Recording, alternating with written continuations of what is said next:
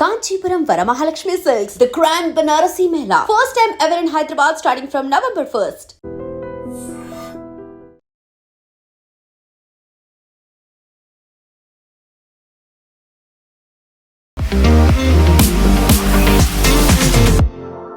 దేశ రాజధాని ఒక్కసారిగా ఉలిక్కిపడింది. అనుకోకుండా ఎలా జరిగిందో ఎవరు చేశారో తెలియకుండానే బాంబు పేలింది. 9 మంది మరణించారు. సూసైడ్ బాంబర్స్ అనేది కూడా ఉంది అనే మాట వినిపిస్తోంది. ఆ కారులో ఉన్న వాళ్ళే చేశారు ఈ పని అనేది. కారులో ఉన్నటువంటి 3 మరణించారు. బట్ ఆ కార్ ఎవరి పేరు మీద ఉంది అనేది మూలాలు కూడా చెక్ చేసి చూస్తే పుల్వామాలో ఉన్నటువంటి ఒక ముస్లిం దాన్ని ఓన్ చేస్తున్నాడు అనేది ఉంది. ఆ 3 ఎవరు అనే దాన్ని కూడా ఇప్పుడు పెద్ద క్వశ్చన్ మార్క్ అయింది. పోలీసు వాళ్ళు ఏమంటున్నారంటే 3 గంటల సేపు ఇది రెడ్ ఫోర్ట్ పార్కింగ్లో ఈ కారు ఉండే 3 గంటల సేపు. దాని తర్వాత అక్కడి నుంచి బయటికి తీస్తున్నప్పుడు ఒక డ్రైవర్ చాలా క్లియర్గా కనిపిస్తున్నారు, కానీ వెనక సీట్లు ఎవరైనా ఉన్నారో కనిపించట్లేదు క్లియర్గా. So we still don't know. దాంట్లో పోలీసు వాళ్ళు పట్టుకున్న తర్వాత డాక్టర్ని ఆయన ఇంట్రోగేట్ చేస్తున్నప్పుడే వీళ్ళకి పాసిబుల్గా వీళ్ళకి ప్యానిక్ అయ్యారు. వీళ్ళు నెక్స్ట్ మా మీద వచ్చి పడతారని చెప్పి బహుశా కార్లో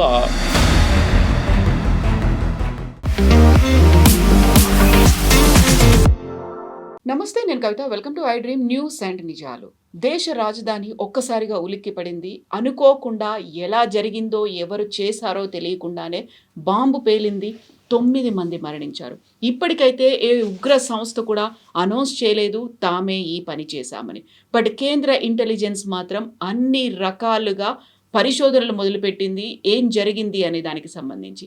ఇందులోనే సూసైడ్ బాంబర్లకి సంబంధించి కూడా వార్తలు వినిపిస్తున్నాయి. యాక్చువల్గా ఎందుకని ఢిల్లీని టార్గెట్ చేశారు, అది కూడా ఫరీదాబాద్లో 2900 కేజీల పేలుడు సామాగ్రిని పట్టుకున్న తర్వాత బీహార్ ఎలక్షన్స్కి ముందు ఎందుకు జరిగింది? మనతో పాటుగా ఉన్నారు సీనియర్ జర్నలిస్ట్ సురేష్ కొచ్చతిల్ గారు. సార్ నమస్తే. ఢిల్లీ బాంబ్ బ్లాస్ట్ అనేది అయింది, సడన్గా అయింది. అందులోనూ రెడ్ ఫోర్ట్ ఒక ప్రామినెంట్ ప్లేస్లో జరిగింది, కారులో జరిగింది, సూసైడ్ బాంబర్లు ఉన్నారని. వాట్ ఎగ్జాక్ట్లీ హ్యాపెండ్ అండి? ఏం జరిగింది అక్కడ?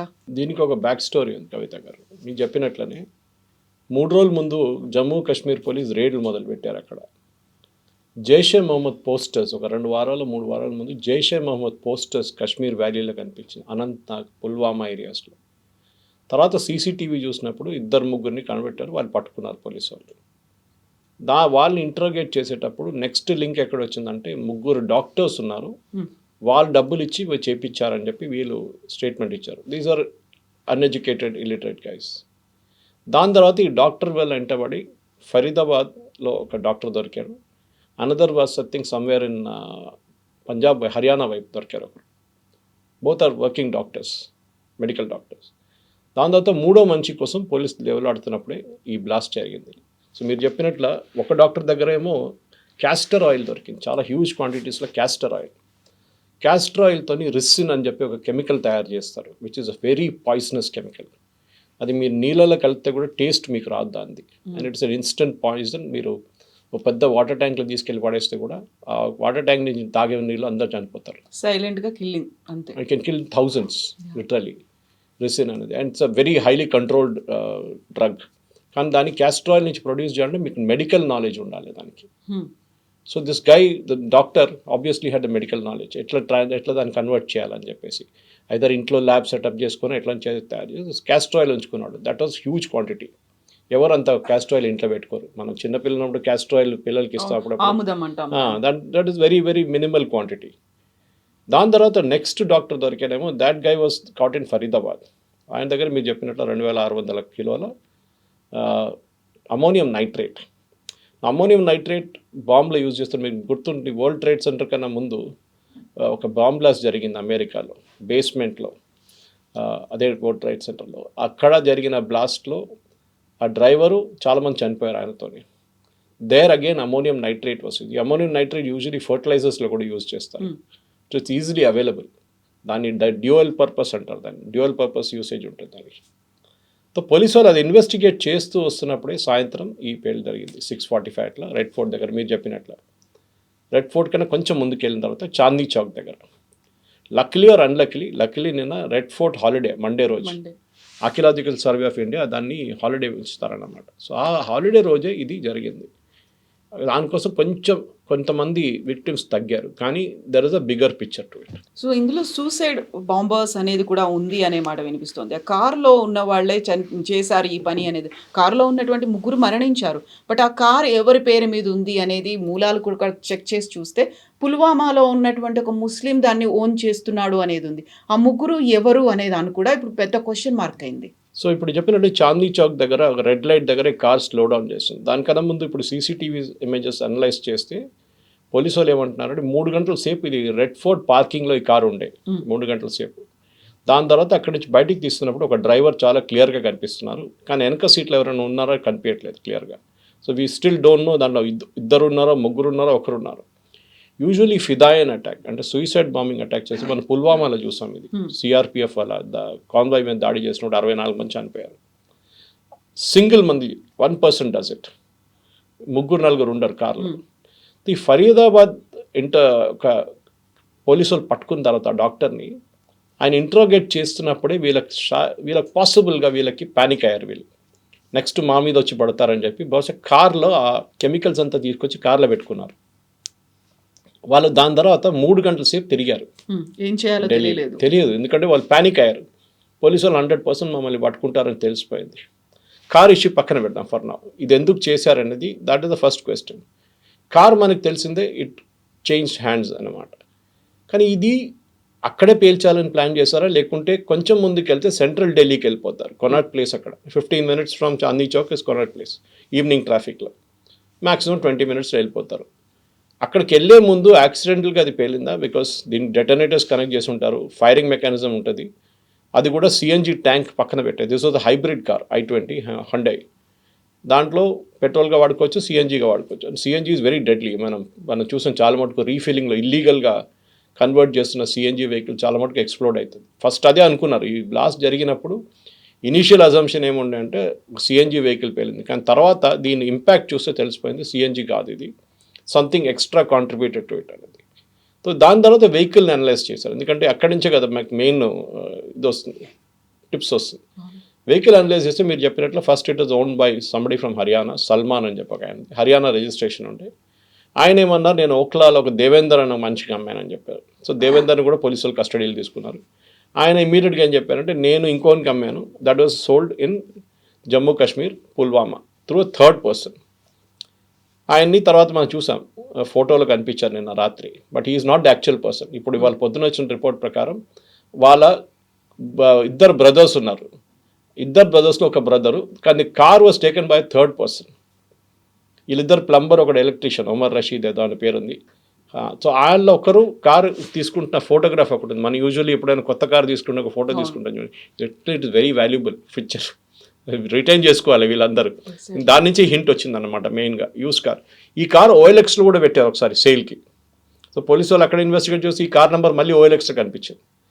ఇక్కడ మన ప్రేక్షకులకు నేను ఒక I want to give them big good suggestion, if they follow it nothing like it. Sadhvi Pragya కేసులో మాలేగాంలో కూడా మనకు తెలుసు, ఆమె దగ్గర మోటార్ సైకిల్ ఒకటి ఉండే, ఆమె మోటార్ సైకిల్ అమ్మేశారు ఎవరికో, కానీ ఆ పర్సన్ రిజిస్ట్రేషన్ చేంజ్ చేయలేదు. అదే మోటార్ సైకిల్లో బాంబు పెట్టి ఎవరో పేల్చారు. మీరు బండి అమ్ముతున్నప్పుడు ఏదో యూస్ కార్ వాళ్ళకో మిగతా వాళ్ళకో లేకుంటే రామ్కోట్లో వెళ్ళి 2-wheeler మార్కెట్లో అమ్మడం కాదు. వెహికల్ రిజిస్ట్రేషన్ మీరు ఇమ్మీడియట్గా మ్యాక్సిమం 2 or 3 daysలో వెహికల్ రిజిస్ట్రేషన్ కావాలి. ఇప్పుడు యూజువలీ యూస్ కార్ తీసుకెళ్తే ఆడేమంటాడు, అమ్మినప్పుడు మిమ్మల్ని పిలిచి మీ సంతకం తీసుకుంటాను అంటారు.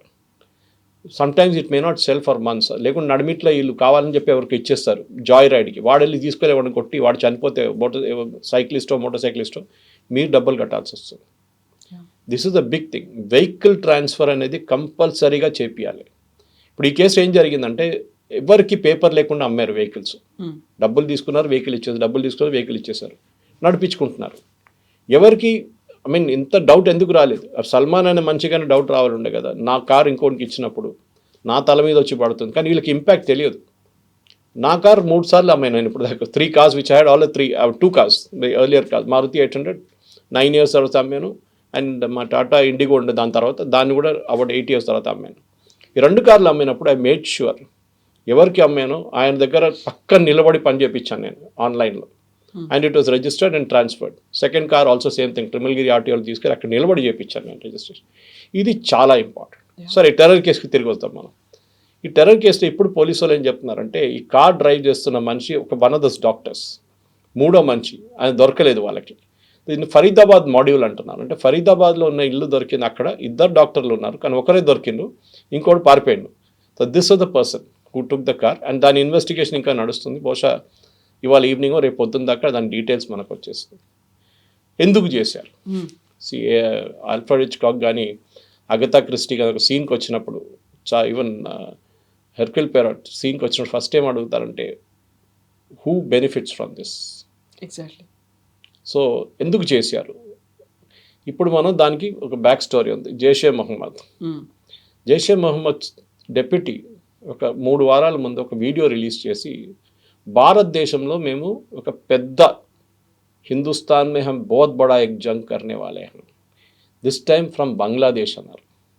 పాకిస్తాన్ వైపు నుంచి కాదు, ఎందుకంటే అక్కడ మొత్తం ఆర్మీ కాన్సన్ట్రేషన్, ఇండియన్ ఆర్మీ అక్కడ ఫుల్ అలర్ట్లో ఉన్నారు. బంగ్లాదేశ్ వైపు నుంచి వస్తుంది ఈసారి అని చెప్పారు. హఫీజ్ సయీద్ అసిస్టెంట్ ఆయన.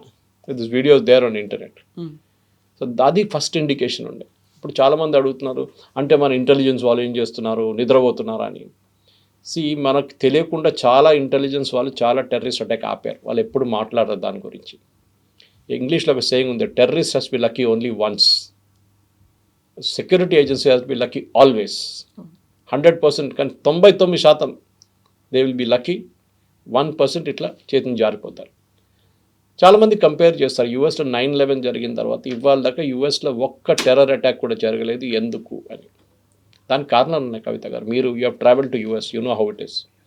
Very strict checking at the airports. మీరు ఎవరు, ఎందుకు వస్తున్నారు, ఎప్పుడు దాకా ఉంటారో, ఎక్కడ వెళ్తారు, మీకు వీసా ఇష్యూ చేసేప్పటి నుంచి ఆ ప్రాసెస్ స్టార్ట్ అవుతుంది. అది చాలా క్రూషియల్. మన దేశంలో ఏమైపోతుందంటే 140 కోట్ల మంది, open borders. Nepal is a total open border. Myanmar వైపు ఇప్పుడు కొంచెం ఫెన్సింగ్ వేస్తున్నారు. బంగ్లాదేశ్ కూడా టోటలీ ఓపెన్ బార్డర్. చాలా ప్లేస్లో ఫెన్సింగ్ వేస్తారు, కానీ మళ్ళీ కూడా మమతా బెనర్జీ లాంటి వాళ్ళు ఉన్నప్పుడు అందరిని తీసుకొచ్చేస్తారు బంగ్లాదేశ్ నుంచి. వాడు టెర్రరిస్ట్గా తయారవుతాడో, వాడు మేస్త్రిగా తయారవుతాడో, కార్పెంటర్గా తయారైతే మనకు తెలియదు. ఇప్పుడు మీరు అడగొచ్చు, ఇట్లా ఉన్నప్పుడు మన గవర్నమెంట్ ఏం చేస్తున్నారు? That is a very obvious question. చేస్తున్నారు, there is no doubt about it. కానీ చాలా చేయాలి ఇంకా. మనం చూసా ఎప్పుడైనా రోహింగ్యాలని మొన్న పంపించిన తర్వాత అండమాన్స్లో తీసుకెళ్ళి అటువైపు పడేశారు. వాళ్ళని పెద్ద గొడవ చేశారు, సుప్రీంకోర్టు దాకా వెళ్ళారు. కానీ ఇదే రోహింగ్యాలు ఏం తయారవుతారు రేపు? They can become a human bomb. డబ్బులు ఇచ్చి వాళ్ళని కొనుక్కుంటారు, because they are not that educated. ఇదే టైంలో ఈ 3 డాక్టర్స్ ఎందుకు చేశారు? ఎగ్జాక్ట్లీ. వీళ్ళు బాగా చదువుకుని ఉన్నవాళ్ళు, దే ఆర్ ప్రాక్టీసింగ్ డాక్టర్స్ అయినప్పటికీ కూడా. ఆలోచించండి, Osama bin Laden was an engineer, that too from చాలా very rich family. The bin Laden family అంటే సౌదీ అరేబియాలో కన్స్ట్రక్షన్ సెక్టర్లో వన్ ఆఫ్ ద బిగ్గెస్ట్. అక్కడి నుంచి some brain washing, he moved out, religious మొత్తం తలకెక్కిచ్చేసిన మొత్తం దాంట్లో ఆయన పిచ్చి పట్టేసి టెర్రరిజంలో వచ్చేసిండు. Ayman al Zawahiri, his assistant, was a doctor. So education దీనికి సంబంధం లేదు కవిత గారు. ఎడ్యుకేషన్ అండ్ రిలీజియన్కి ఒక లింక్ ఉంది. మీరు ఒకసారి మీరు ఇండాక్రేషన్ అంటారు ఇంగ్లీష్లో, అంటే మిమ్మల్ని రిలీజియన్ మీరు ఇది మీతో చేస్తున్నాను. ఇది ప్యాలెస్టైన్ టైంలో ఉండే ముందు ఇజ్రాయెల్ మీద చాలా సూసైడ్ బాంబ్స్ జరిగింది. దాని తర్వాత ఇజ్రాయెల్ దాన్ని టోటలీ ఆపేశారు. ఎట్లా అంటే they became very strict with cross border checkings. ఒక్క వెహికల్ని కూడా లోపల రానియారు వాళ్ళు క్రాస్ బార్డర్ నుంచి. మొత్తం మనం చూస్తుంటే హోటల్స్కి వెళ్ళినప్పుడు మీరు చూస్తుంటే ఒకసారి ఒక structure that comes out of the floor. Okay, now that is anti suicide thing. It can stop a vehicle అనమాట. మీరు డెలిబరేట్గా కూడా మీరు క్రాష్ చేసి వెళ్తే ఇట్ కెన్ స్టాప్ యూ. ఇట్లాంటి చాలా మటుకు ఇజ్రాయెల్ ఇన్స్టాల్ చేస్తుంది, బొలార్డ్స్ లాంటిది. దాంతోనే వాళ్ళు they have stopped large amount. Intelligence is next. ఇప్పుడు చాలామంది అడుగుతారు ఇంటెలిజెన్స్ ఫెయిలియరా అంటారు. ఫరీదాబాద్లో పట్టుకున్నారు కదా, అక్కడ హర్యానాలో పట్టుకున్నారు కదా, ఇదంతా 6 hours టైంలో జరిగింది. జమ్మూ కాశ్మీర్ పోలీస్ దీని అంటే 2 వారాల నుంచి తిరుగుతున్నారు అక్కడున్న వాళ్ళని పట్టుకోవడానికి. So there is a consistent effort being made. కానీ మనకేంటంటే మన ఇంత పెద్ద దేశం మనది, ఎక్కడి నుంచి ఎవరు వస్తారని తెలియదు మనకి. నేపాల్ వైపు నుంచి రావచ్చు, నేను చెప్పినట్లు బంగ్లాదేశ్ వైపు నుంచి రావచ్చు, శ్రీలంక వైపు నుంచి రావచ్చు. We don't know where they will come from. ఇటు అరేబియన్ సీ వైపు నుంచి ఎక్కడి నుంచి అని రావచ్చు, లక్షద్వీప్ వైపు నుంచి, లేకుంటే పాకిస్తాన్ వైపు నుంచి వచ్చి మనం బాంబే అటాక్ 26/11 చూసాం మనం.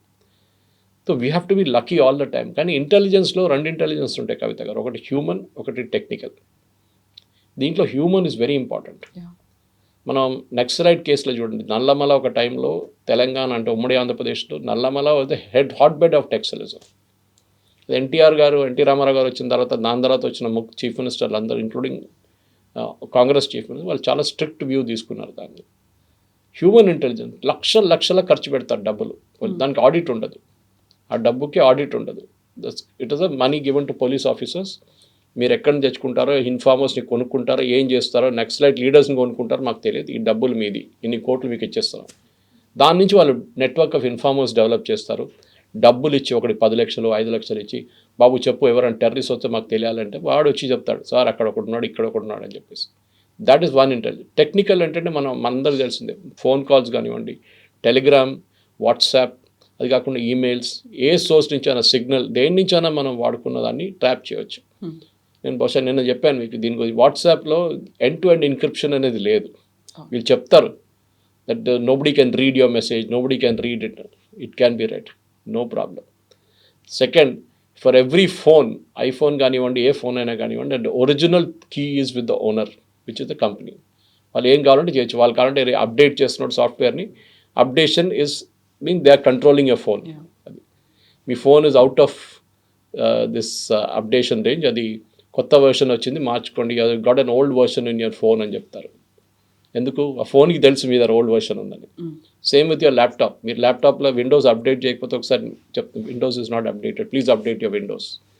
సో దిస్ టెక్నికల్ ఇంటెలిజెన్స్ కూడా చాలా ఇంపార్టెంట్.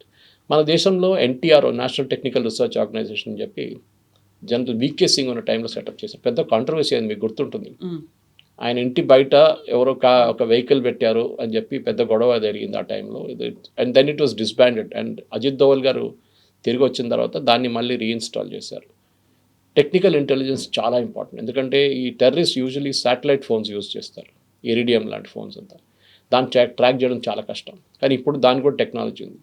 కొన్ని దేశాల్లో అయితే బ్యాన్ చేసేసారు. For example, if you go to Ladakh, you cannot carry a satellite phone. మీరు ఎయిర్పోర్ట్లోనే వాళ్ళు కాన్ఫిస్కేట్ చేసేస్తారు దాన్ని. సో అట్లాంటి పరిస్థితుల్లో మనం డెఫినెట్గా టెక్నికల్ ఇంటెలిజెన్స్ మీద చాలా మటుకు మన నిఘా ఉంటుంది. అది నడుస్తుంది, మనకు తెలియదు. నార్మల్ ప్రజలకి ఏం నడుస్తుందో, రా వాళ్ళు చేస్తున్నారో, ఐబీ వాళ్ళు చేస్తున్నారో, మిగతా వాళ్ళు చేస్తున్నారో, we just don't know.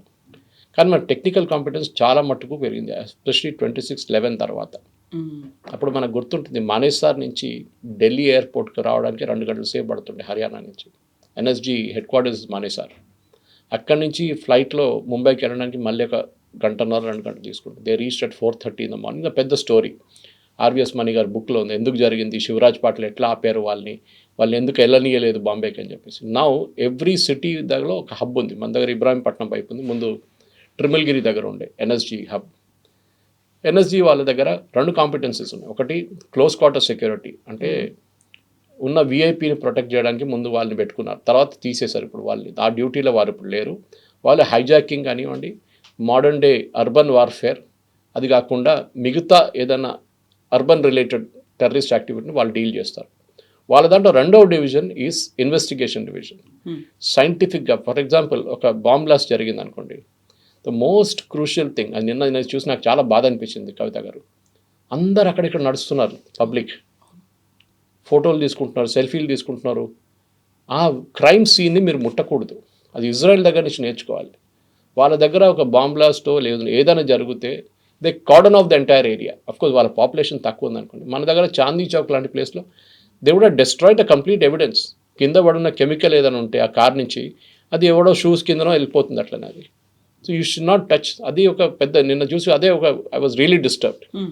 Security వాళ్ళు వచ్చే ముందు వీళ్ళందరూ they already got in to the action. సరే, మీరు ప్యాసింజర్స్ని రెస్క్యూ చేస్తున్నారో అదంటే that's a different thing, I can appreciate. కానీ ఆ క్రైమ్ సీన్ నుంచి జరిగిపోవాలి. మన హైదరాబాద్లో కూడా దిల్సుఖ్ నగర్ బ్లాస్ట్ జరిగింది, లుంబిని పార్క్లో బ్లాస్ట్ జరిగింది, గోకుల్ చాట్లో బ్లాస్ట్ జరిగింది, మెక్కా మస్జిద్లో జరిగింది. ఇక్కడ అన్ని చోట్లలో మనం చూసాం, ఎక్సెప్ట్ ఫర్ లుంబిని పార్క్, అక్కడ కొంచెం క్రౌడ్ని ఇమీడియట్ మూవ్ చేసేస్తారు. మిగతా అన్ని ప్లేసెస్లో మన వాళ్ళు వచ్చి అక్కడ ఇక్కడ నడుచుకుంటూ వెళ్ళారు. That destroy the evidence will get destroy. రేపు కోర్టులో వీళ్ళని ప్రాసిక్యూట్ చేయాలంటే ఎవిడెన్స్ కావాలి మనకి. This is very important. ఈ మధ్యనే ఇంటెలిజెన్స్ రిపోర్ట్స్ అనేవి వచ్చాయి అనేది, పీఓకేలోకి ఎంటర్ అయిపోయారు అనేది, లైన్ ఆఫ్ కంట్రోల్‌లో కూడా ఎంటర్ అయిపోయారు. డ్రోన్స్‌తో వాళ్ళు ఆపరేట్ చేశారు. ఎక్కడైతే వీకర్‌గా ఉందో, ఎక్కడైతే వల్నరబుల్‌గా ఉందో అక్కడి నుంచి వాళ్ళు లోపలికొచ్చారు. దే ఆర్ ప్లానింగ్ 2 రకాలుగా చేస్తున్నారు. ఒకటేమో డ్రగ్స్ కావచ్చు, లేకపోతే ఇల్లీగల్‌గా వెపన్స్‌ని ఒక మాఫియా లాగా చేస్తున్నారు. ఇంకొకటి ఇక్కడ ఉన్నటువంటి స్లీపర్ సెల్స్‌ని చాలా యాక్టివ్ చేస్తున్నారు అనే దాంతో పాటుగా ఎక్కడైనా సూసైడ్ ఫిదాయిన్ అటాక్స్ చేయడానికి కూడా సూసైడ్ బాంబర్లు కూడా రెడీగా ఉన్నారు. వాళ్ళని యాక్టివేట్ చేస్తున్నారు అనే మాట. సో అది వచ్చినటువంటి 1 వీక్‌లోనే ఈ ఇన్సిడెంట్ జరిగింది అంటే, మీరు చెప్పినట్టుగా ప్రతిదానికి జాయినింగ్ ద డాట్స్ అనుకుంటే they have a bigger plan అని అర్థమవుతోంది కదా. కరెక్ట్. ఇప్పుడు అదే జరిగింది. ఇప్పుడు ఈ కేసులో it is more of a local. ఇప్పుడు పాకిస్తాన్ వాళ్ళు అదే అంటారు. ఇప్పుడు మమ్మల్ని ఎందుకు అంటున్నారు, మీ వాళ్ళే చేపించారు కదా అంటారు. అఫ్కోర్స్ జైషే మొహమ్మద్ ఉండేది పాకిస్తాన్లో, కానీ మన దగ్గర ఉన్న ఎడ్యుకేటెడ్ స్లీపర్ సెల్స్ని యాక్టివేట్ చేస్తున్నారు. మీకేమో అనిపిస్తుంది, పక్కన ఉన్నవాడు ఒకడు పోరోడు పొద్దున ఉద్యోగానికి వెళ్తున్నాడు, మిల్క్ ప్యాకెట్ తీసుకున్నాడు, చాయ్ తయారు చేస్తాడు, బ్రేక్ఫాస్ట్ తయారు చేసి ఉద్యోగానికి వెళ్తున్నాడు, మళ్ళీ సాయంత్రం వస్తాడు, షూస్ క్లీన్ చేస్తున్నాడు, మిగతా కార్ తీస్తున్నాడు, కార్ క్లీన్ చేస్తున్నాడు, రెగ్యులర్ యాక్టివిటీ ఉంటుంది. కానీ మీరు ఎప్పుడు సస్పెక్ట్ చేయరు that he can be a sleeper cell. ఆ నార్మల్ పర్సన్ నుంచి స్లీపర్ సెల్ మూవ్ అయ్యేది ఒక పర్సనల్ డిసిషన్. అది ఒక doctor, why should he get involved in a terrorist activity? అక్కడే వస్తుంది రిలీజియన్ అనేది. మిమ్మల్ని బ్రెయిన్ వాష్ చేస్తారు. ఎందుకంటే వీళ్ళు డబ్బులు పెట్టి కొనక్కర్లేదు, వీళ్ళ దగ్గర డబ్బులు ఉంటుంది. Especially rich people like doctors, I'm assuming at least well to do, నా రిచ్ అని చెప్పలేము. అట్లాంటి వాళ్ళని వీళ్ళు రిలీజియన్ పెట్టి చేస్తారు. చూడండి మిమ్మల్ని ఇట్లాంటి దారుణం పని చేస్తున్నారు, Indian government is doing, Modi is doing this, అది ఇది అని చెప్పి బ్రెయిన్ వాష్ చేస్తారు. యాజ్ ఇట్ ఈస్ మన పాలిటిక్స్లో అది ఉంది. ఎందుకంటే మనం చూస్తాం ఈ కాంగ్రెస్ లీడర్స్ కానివ్వండి, మిగతా కొంతమంది రిలీజియన్ని వాడుకుంటారు వాళ్ళు ఎప్పుడైనా. అది చాలా డేంజరస్. ఈవెన్ ఇప్పుడు బీజేపీ మీద కూడా వీళ్ళు అక్యూజ్ చేస్తారు, వాళ్ళు హిందువులు మరి మేము ముస్లిమ్స్ అని. అది కాదు. ఈ కేసులో చూడండి, హిందూ ముస్లిం అని చూడలేదు, అక్కడ తీసుకొచ్చి బ్లాస్ట్ చేసినప్పుడు ఎంతమంది చనిపోయారు తెలియదు మనకి. లక్కీలీ ఆ రోజు రెడ్ ఫోర్ట్ హాలిడే ఉండే, ఆ రోజు దట్ ఈస్ మండే రోజు, ఆర్కియాలజికల్ సర్వే ఆఫ్ ఇండియా ఎక్కడైనా కానీ హాలిడే ఉంటుంది. సో క్రౌడ్ అక్కడ తక్కువ ఉండే. కానీ వీళ్ళు సెంట్రల్ ఢిల్లీకి వెళ్ళారు అనుకోండి, అక్కడ పరిస్థితి దారుణం అవుతుండే, ఎస్పెషల్లీ కొనాట్ ప్లేస్ లాంటి ప్లేస్లో ఇంక చాలామంది చనిపోతుండే. So we have to first find out motivation of why people do what they do. ఇప్పుడు కసబ్ కానీ మిగతా వాళ్ళు కానీ they were uneducated fellows, illiterate fellows. వాళ్ళు ఈజీలీ డబ్బులు పెట్టి కొనుక్కున్నారు వాళ్ళు. మీ ఫ్యామిలీని మేము చూసుకుంటాం. ఇది ఇజ్రాయెల్ వాళ్ళ పాలసీ కూడా. ఇజ్రాయెల్ ప్యాలెస్టీన్తో గాజా లాంటి మిగతా దానికన్నా ముందు when they were dealing with suicide bombers, వాళ్ళు ఏం చేస్తారంటే సూసైడ్ బాంబర్ వచ్చి మన దగ్గర బాంబ్ చేసి వెళ్తే, ఇజ్రాయెల్లో బాంబ్ చేసి వెళ్తే, వాడు ఇల్లు ఎక్కడ ఉందో అక్కడ వెళ్ళి ఇల్లు మొత్తం ధ్వంసం చేస్తారు బుల్డోజర్ పెట్టి. అది యోగి ఆదిత్యనాథ్ కూడా చేస్తుంటారు, మీరు చూస్తున్నారు. అది ద ఐడియా ఈజ్, నువ్వు పోతే పో, మీ ఫ్యామిలీ కూడా ఉండరు అని. ఎందుకంటే వీళ్ళకి డబ్బులు ఇచ్చి మీ ఫ్యామిలీని మేము అడ్డుకుంటాం, మేము చూసుకుంటాం, వాళ్ళకి ₹1,00,00,000 ఇస్తాం, నువ్వు హ్యాపీగా వెళ్ళి సూసైడ్ బాంబ్ చేసుకొని చనిపో, నువ్వు జహన్నంకి వెళ్ళిపోతావు, అక్కడ హూర్లు నీకోసం ఎదురు చూస్తున్నారని చెప్తారు. కానీ దిస్ ఇస్ ద థింగ్, మీరు ఫియర్ ఆఫ్ గాడ్ అన్నమాట. వాళ్ళని నువ్వు పోతే పోయినావు కానీ నీ ఇల్లు ఉండదు, నీ ఫ్యామిలీ ఉండదు, మొత్తం అందరిని ధ్వంసం చేస్తామంటే వాడు 2 సార్లు ఆలోచిస్తాడు, ఇది నేను చేయాలన్నా వద్దని. We don't know. ఈ ఇద్దరు కస్టడీలో ఉన్న డాక్టర్స్ని ఇంటరోగేట్ చేస్తే వాట్ మోటివేటెడ్ దెమ్, ఎందుకు చేస్తున్నారు ఇట్లాంటి పనులు అనేది అప్పుడు తెలుస్తుంది. It is sheer hate for India, Bharat, or sheer hate against Hindus, ఏదైనా కానివ్వండి, or sheer hate against the Jammu Kashmir government, చెప్పలేం మనం, or motivation from terrorist across the border. మీరు అక్కడ స్లీపర్ సెల్స్ని వాళ్ళు ఐడెంటిఫై చేసి అక్కడ మిగతా 3rd గల్ఫ్ స్టేట్స్కి తీసుకెళ్ళి అక్కడ కలిసి అక్కడ బ్రెయిన్ వాష్ చేసి అక్కడి నుంచి మళ్ళీ మీరు వచ్చి మొత్తం రెడీగా తయారవుతారు. మీరు గుర్తుంటుంది కవిత గారు, అలీగఢ్లో ఒక రేడ్ జరిగింది, ఉత్తరప్రదేశ్ బరేలీ, అలీగఢ్, అరౌండ్ నవంబర్ 2047 కన్నా ఇండియాలో ఒక ఇస్లామిక్ స్టేట్ పెడతామని చెప్పి PFI డాక్యుమెంట్ ఒకటి దొరికింది వాళ్ళకి. It's very exhaustive document. Popular front of India తయారైంది కేరళ నుంచి, బ్యాన్ అయింది. దాని తర్వాత వాళ్ళ పొలిటికల్ ఆర్గనైజేషన్ పేరు SDPI. దీనికన్నా ముందు డిస్కస్ చేస్తాం మనం. వాళ్ళు ఈ హిజాబ్ ఇష్యూ వచ్చినప్పుడు కర్ణాటకలో, హిజాబ్ ఇష్యూ వచ్చినప్పుడు కర్ణాటకలో చాలా యాక్టివ్ ఉన్నారు. కానీ ఈ డాక్యుమెంట్ దొరికింది బీహార్లో, యూపీలో. ఎట్లా దొరికిందండి అక్కడ? అంటే the extended wing has gone all the way. Network అంతలా ఎక్స్పాండ్. మనం ఢిల్లీ రైట్స్ చూసినప్పుడు ఇప్పుడు షర్జీల్ ఇమాం వీళ్ళు బెయిల్ అప్లై చేస్తున్న ఏమంటున్నారు, మేము ఏం చేయలేదు, మేము ప్రొటెస్ట్ చేసాం. ప్రొటెస్ట్ చేస్తే 54 మంది ఎట్లా చనిపోయారండి? There were bomb blast, killing, firing అన్నీ జరిగింది కదా. ఇది మన ప్రాబ్లం ఎక్కడ వస్తుందంటే ఇట్ స్టార్ట్స్ విత్ మన యూనివర్సిటీస్.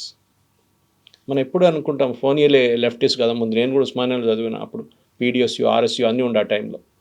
అప్పుడు ABVP బయటకు దిగడానికి భయపడుతుండే. రామచంద్రరావు లాంటి, మురళీధర్ రావు లాంటి వాళ్ళు భయపడుతుండే. They were scared of coming out. Muralidhara Rao గారి మీద కూడా కాల్పులు జరిపారు, రామచంద్రరావు గారి మీద కాల్పులు జరిపారు వాళ్ళు కాలేజ్ యంగ్స్టర్స్గా ఉన్నప్పుడు. ఇంద్రసేన రెడ్డి వీళ్ళ మీద నెక్సలైట్ చాలా మంది అటాక్ చేశారు. కానీ ఆ టైంలో నెక్సలిజంకి ఒక రొమాన్స్ ఉండే, తుపాకీ తీసి అన్నలు వస్తున్నారంటే పెద్ద ఒక రొమాన్స్ ఉండే. ఇప్పుడు ఆ రొమాన్స్ మొత్తం పోయింది. Naxalism is wiped out totally. ఉస్మానియాలో ఎక్కడ లేదు, తెలంగాణలో కూడా లేదు. కానీ ఎందుకు చేస్తారు అది అంటే అక్కడ ఒక ఇన్ఈక్వాలిటీ ఆఫ్ ఇన్కమ్ ఉండే. అక్కడ ఒకడు దొర, నీ దగ్గర ఏం లేదు, బానిసలాగా ఉండడం, నువ్వు తుపాకీ పట్టుకో, క్లాస్ ఎనిమీ, బూర్జువా, ఇట్లాంటి వర్డ్స్ యూస్ చేసి వీళ్ళని బ్రెయిన్ వాష్. వీళ్ళకేంటి మోటివేషన్? ఈ టెర్రరిస్ట్ డాక్టర్స్ చదువుకొని హాస్పిటల్లో పనిచేస్తున్నారు. ఆలోచించండి, రేపు ఐఎమ్ డ్రెడ్డింగ్ దిస్ సీన్, ఇంగ్లీష్లో అంటే తెలుగులో మీరు దాన్ని ట్రాన్స్లేట్ చేసుకోవచ్చు. ఈ సిచ్యువేషన్ ఏమవుతుంది, రేపు ఒక ముస్లిం డాక్టర్ ట్రీట్మెంట్కి వస్తే భయపడతారు పేషెంట్స్. ఇప్పుడు ఎందుకంటే 90%, 95% they have nothing to do with this. ఈ 5%, 3% మంది ఉంటారు చూడండి, వీళ్ళ మొత్తం ఇమేజ్ స్పాయిల్ చేస్తారు. ఇప్పుడు పేషెంట్స్ రాగానే భయపడతారు, డాక్టర్ రే వద్దు మాకు, ఈడేం చేస్తాడో మమ్మల్ని, బాంబు పెడతాడో మా మీద కూడా అని చెప్పేసి. That thing is totally wrong. కానీ అది జరుగుతుంది ఇట్లాంటి ఇమేజ్తోనే. దానికోసం మీరు చూడండి, సౌదీ అరేబియా, యుఏఈ, బహ్రెయిన్ ఇట్లాంటి కంట్రీస్లో మీరు ఒక ప్యాలెస్టీనియన్ ఫ్లాగ్ బయటకు తీసి ఇట్లా జస్ట్ స్వర్ల్ చేస్తే చాలు, మిమ్మల్ని కస్టడీలు తీసుకుంటారు వాళ్ళు. మన దేశంలో ఓపెన్గా దాన్ని తిప్పుతారు, ర్యాలీస్ అవుతాయి, ర్యాలీస్ జరుగుతుంది. అక్కడ ట్రై చేసి చూడండి, ఒక ర్యాలీ తీయండి, స్లోగన్ చెప్పండి, ఇంతిఫాదా స్లోగన్ కూడా లోపల వేసుకుంటారు. ఎందుకంటే వాళ్ళకి తెలుసు రాడికలైజేషన్ అక్కడి నుంచే మొదలవుతుందని. So they are very strict. Islamic countries extremely strict ఇట్లాంటి యాక్టివిటీస్. ఎందుకు వాళ్ళకి భయం ఉంది, వాళ్ళకి తెలుసు రేపు వాళ్ళ మీదే భస్మాసుర ఎఫెక్ట్ వస్తుందని. వాళ్ళ తల మీద తీసుకొని చేయి పెడతారని వాళ్ళకి తెలుసు. సో దానికి మన దేశంలో కూడా ఇది ఇప్పుడు ఆగదు, ఇంకా ఉంటుంది ఇట్లానే. But we have to be careful. మన ప్రాసెస్ కానీ, సిస్టమ్స్ కానీ, మన ఇంటెలిజెన్స్ కానీ వాళ్ళ పని చేస్తున్నారు. బట్ యాజ్ సిటిజన్స్ మనకు కూడా ఒక రెస్పాన్సిబిలిటీ ఉంది. ఒక బ్యాగ్ పక్కన పడి ఉంటే అది అక్కడ పడింది ఏమవుతుంది? రైల్వే స్టేషన్ వెళ్ళినప్పుడు 500 మంది, 600 మంది ఎంటర్ అవుతారు. ఇప్పుడు సికింద్రాబాద్ కానీ, కాచిగూడ కానీ, మీరు ఎక్కడైనా వెళ్ళండి, బ్యాగేజ్ స్కానర్ ఉంది, ఎవ్వరు వాడరు. వాడితే ఒక సరిపోదు, పెద్ద లైన్ అయిపోతుంది. చెకింగ్ కోసం మీకు 5-6 బ్యాగేజ్ స్కానర్లు కావాల్సి వస్తుంది. మీకు ఎయిర్పోర్ట్లో కల్చర్ ఉంది, to limited extent, large extent ఎయిర్పోర్ట్లో సెక్యూరిటీ కల్చర్ ఉంది. కానీ ఇక్కడ రైల్వే స్టేషన్ ఇట్లాంటి స్పాట్స్ పికప్ చేస్తారు వీళ్ళు, టెర్రరిస్ట్ ఎక్స్ప్లాయిట్ చేయడానికి. ఆ ఒక్క బ్యాగ్లో ఇప్పుడు చూడండి, ఈ వారం మొత్తం చెకింగ్ ఉంటుంది కవిత గారు, ఫుల్ చెకింగ్. మన కర్నూలు బస్ డిజాస్టర్ తర్వాత చూసాం. ఇప్పుడు వెళ్ళి చూడండి, ఒక్క బస్సు చెకింగ్ ఉండదు. మళ్ళీ నైట్ కూడా ఇంకో ఇన్సిడెంట్ అయింది విహారీ ట్రావెల్స్ బస్. అదే అంట. సో ఇట్లాంటిది ఇప్పుడు నెక్స్ట్ 1 వీక్ కార్లు ఆపడం, బస్సులు ఆపడం, రైల్వే స్టేషన్ చెకింగ్, అక్కడ చెకింగ్, ఇక్కడ స్నిఫర్ డాగ్స్ అన్నీ ఉంటుంది. వారం తర్వాత మర్చిపోతారు. మన కల్చర్లో లేదు అది. ఎవడో వస్తాడో ఏమైంది, మనకేమైంది, 140 కోట్ల మంది ఉండి 10 మంది చచ్చిపోయారు అంతే కదా అంటారు. That is the attitude. So we should ఆ కల్చర్ డెవలప్ చేయాలి మనం. ఇది నాట్ జస్ట్ మోదీ గారి పని కాదు, అమిత్ షా గారి పని కాదు, అజిత్ దోవల్ గారు కాదు, మనకు కూడా ఒక రెస్పాన్సిబిలిటీ ఉంది. If you notice something suspicious, ఎవరో సస్పీషియస్గా బిహేవ్ చేస్తున్నారు, ఎవరో large sums of money withdraw చేస్తున్నారు ఏటీఎం నుంచి అని చూసాం, మన పక్కన నిలబడినప్పుడు చూసాం. You have to report these things.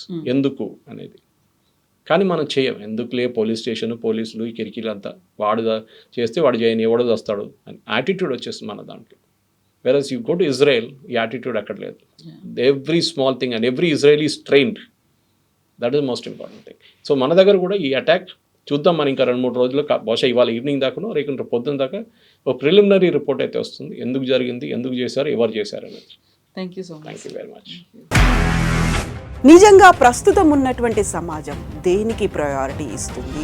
ఆర్థిక సంబంధాల చుట్టూ మాత్రమే తిరుగుతోంది. మళ్ళీ ఎన్నికలంగానే చాలా విరక్తి కలుగుతున్నాం. మంచి అనిపిస్తుంది కదా, లేడీస్ కూడా ఛాలెంజింగ్ జాబ్స్ చేసినప్పుడు చాలా బాగుంటది. ట్రాఫిక్ అసిస్టెంట్స్ గా నియమించిన ట్రాన్స్జెండర్స్ అందరితో సాల్యూట్ చేయించుకుంటున్నారు. ఫుడ్ డెలివరీ ఇవ్వటానికి వెళ్ళినటువంటి డెలివరీ బాయ్ అనిల్ పై కళ్ళ ముందు పెళ్ళండి